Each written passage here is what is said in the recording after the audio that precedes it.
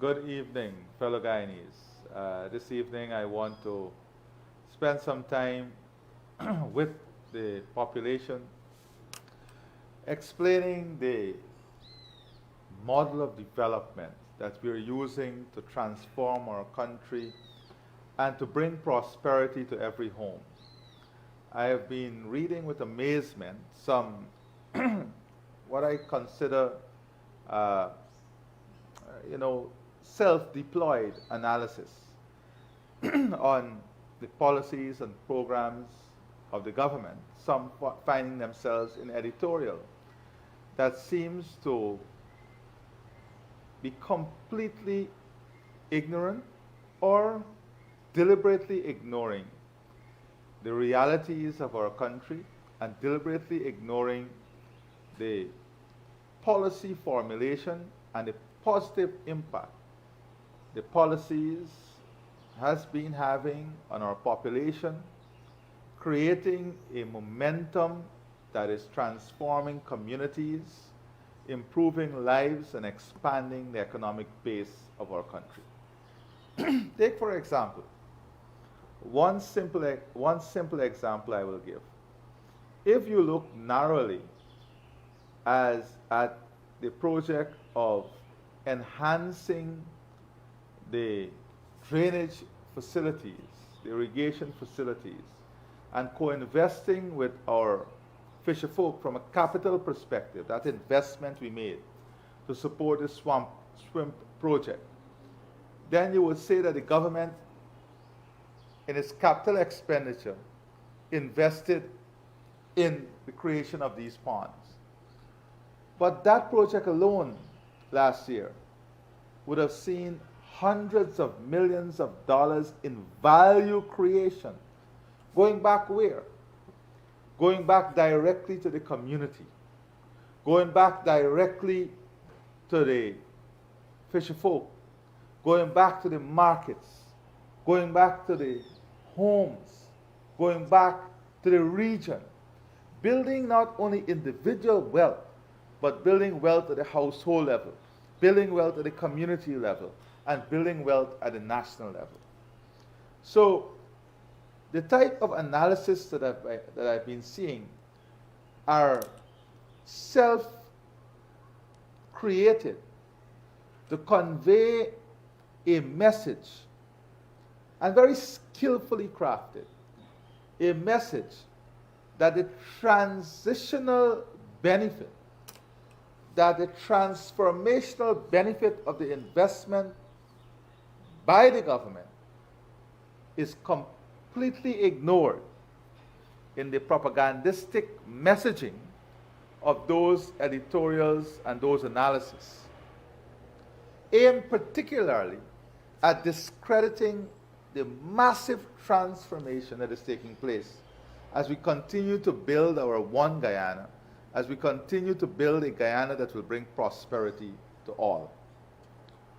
Now, in building out this model for Guyana, we are skillfully crafting a model that meet our social and economic transformation in a way that ensures what we call resilience in the framework. And what is resilience in the framework? We cannot just say that we have projected finances in the future so that we are going to spend in a way that is not sustainable. So we are creating a resilient approach to managing our financing, a careful and considerate approach to ensure that our recurrent expenditure does not become bloated, and to ensure that the capital investment itself is adding value and creating value to the population in general. So let us use an example. Recently we completed the roads along the new highway, but let's not even go to the new highway. Let's look at the roads that we have done in Diamond, the new Diamond housing scheme.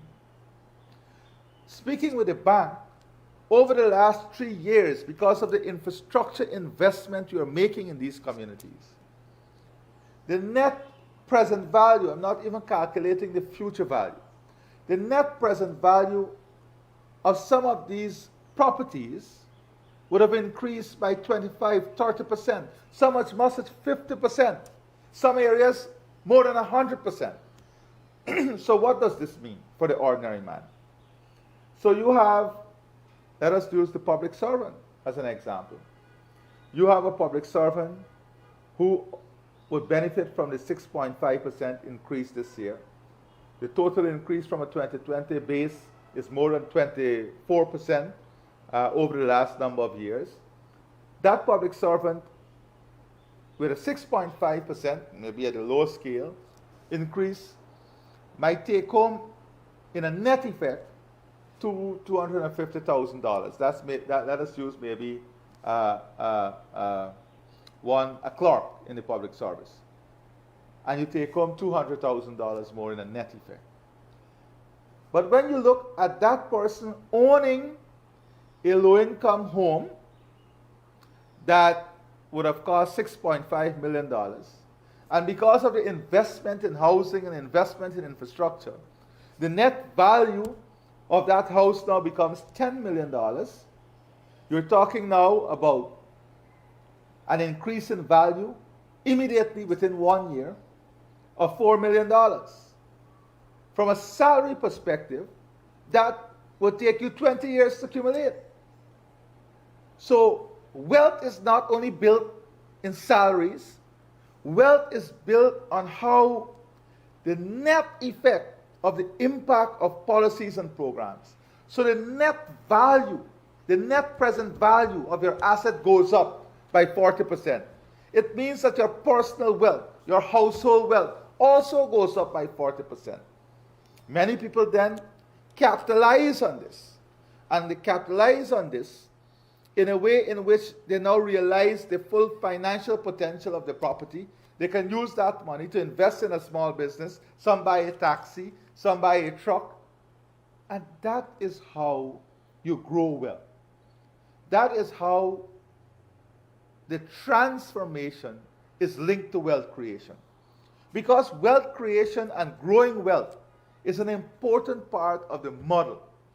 When you look at the investment, the billions of dollars that would have been released in the system to bolster income in December, that is billions of dollars that went into the local economy that helped to create wealth at the local level, create wealth at the regional level, wealth as a result of increase in retail sale.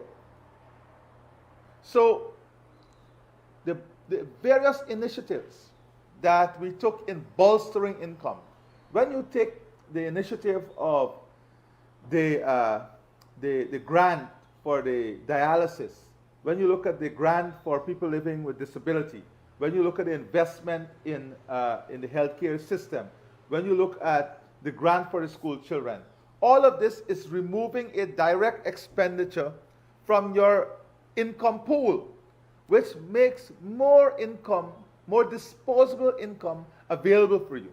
So at a family level, instead of budgeting, if you have someone with dialysis, instead of budgeting $600,000 for that dialysis, the government subsidizes that $600,000 if you're a low-income earner, and your loan repayment is $30,000 per month. You're talking about 20 months of loan repayment.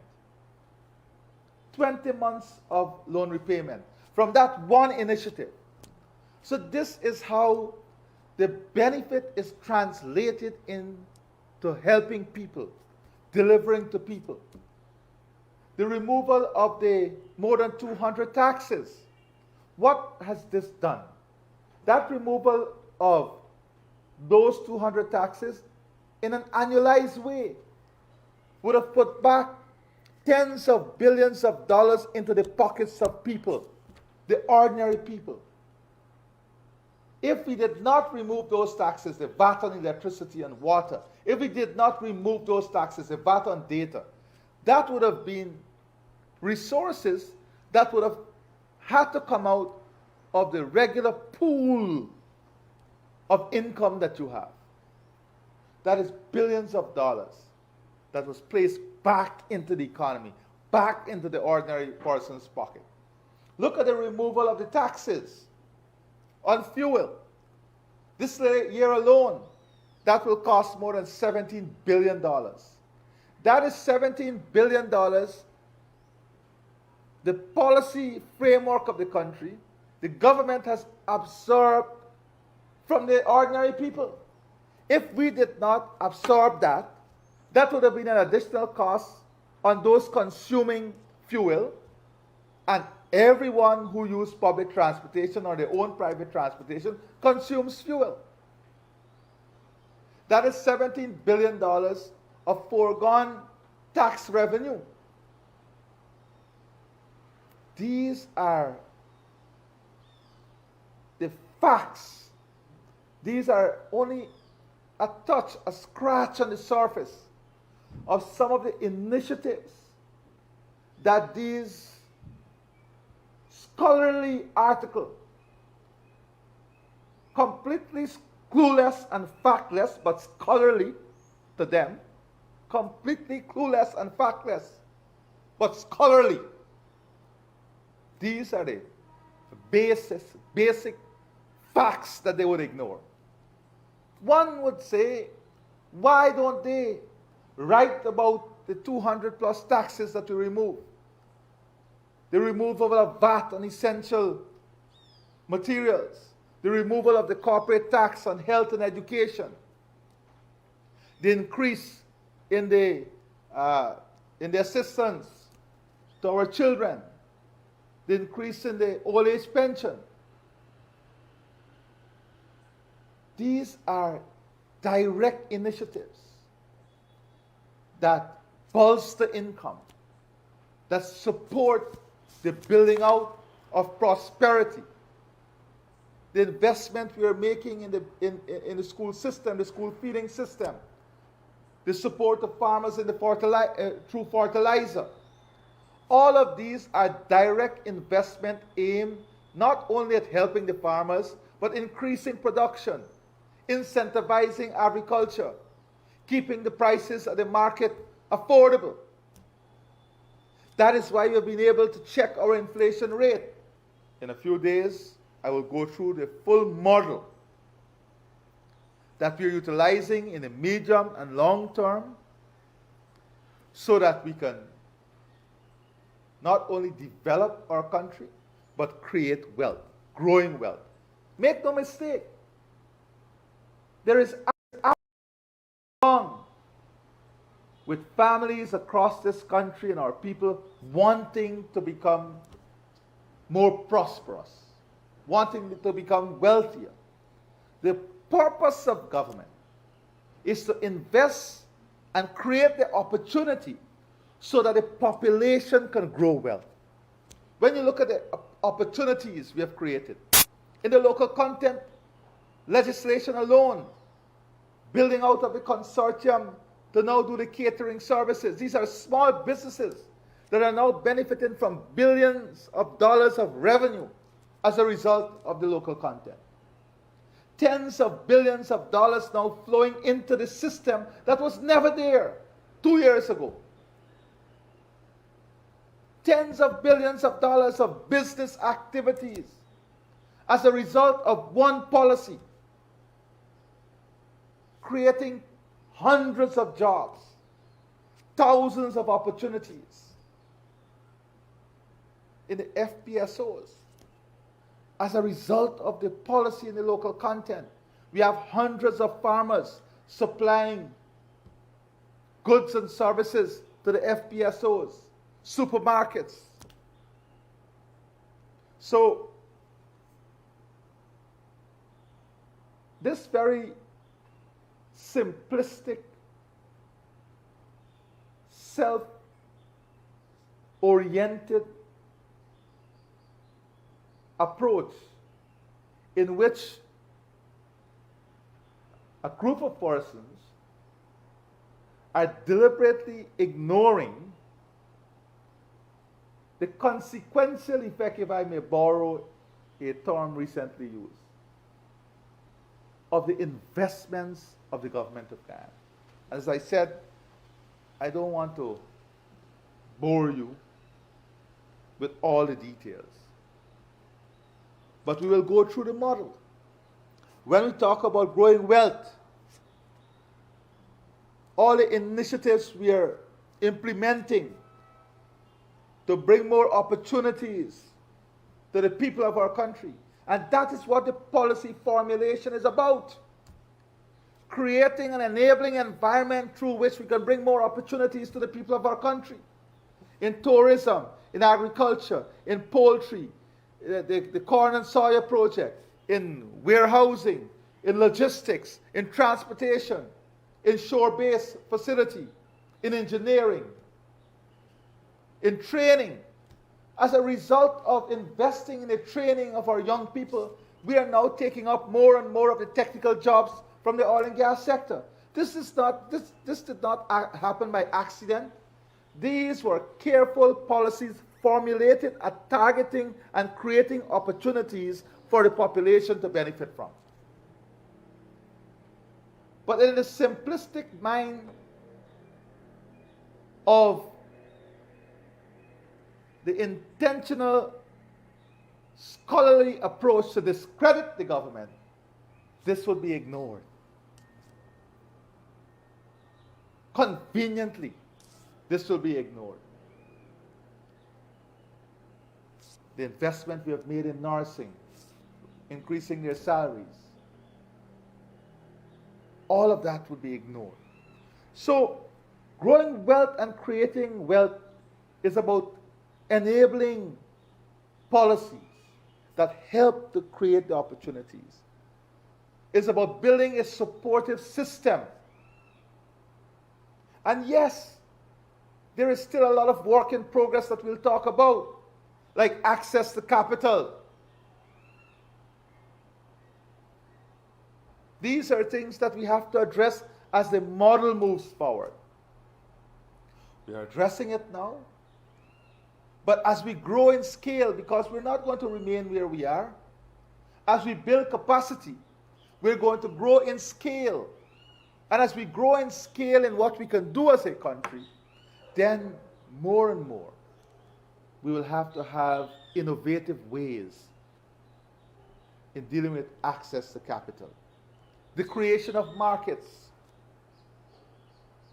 how we utilize a policy matrix, building out the regional food hub so that we can create opportunities for new markets as we build out industrialization and manufacturing, co-investing with other businesses to support the expansion of the private sector so that we can open up new markets, we can target new markets. When we invest in the farm-to-market road and all these highways, what are we doing? We're opening up new lands. To do what? To give people, to increase their net value, to improve their welfare and their condition. When we open up new industrial estates, new commercial zones, that is why all over the country you're seeing new growth poles, new growth centers are being developed. Whether you go to Region 3, Region 6, Region 5, Region 10, when we build 1,000 homes in Region 10, the wealth creation, the increase in the value of asset. When we're going to build a new highway, Linden-Soesdijk Highway, the road to Mabura, the New Amsterdam Road, expanding the road in Region 3. All of this, what does it do? It increases the net present value and future value of the asset that surrounds the infrastructure. And who benefit from that increase in asset value? It is the individuals, the families, the communities who can go to the bank with a higher asset value. So, this superficial, scholarly type of writing in editorial is just what I said it is. superficial with an intent to diminish what the government is doing and how it is bringing benefit to people. When you look at our investment in training, when you look at all that is taking place, who are the primary beneficiaries? It is the people. Because it is a people-centric model. It is a model that seeks to grow wealth across all sections of our society. It is a model that seeks to increase the value, the net present value of assets. So I wanted to start this conversation this evening addressing some of these issues so that the doomsday analytics and the naysayers in our society must know and must understand that their narrative will not be allowed to go by with a free pass. No, we cannot allow that, because we'll be doing a discredit to the government and all those hard-working technocrats and technicians and the rest of our society in the productive sector who are building out a country that is growing, a country that is seeing transformation, and a society that is seeing tremendous value creation and wealth creation. So until maybe Saturday evening, good evening, and have a great rest of the evening.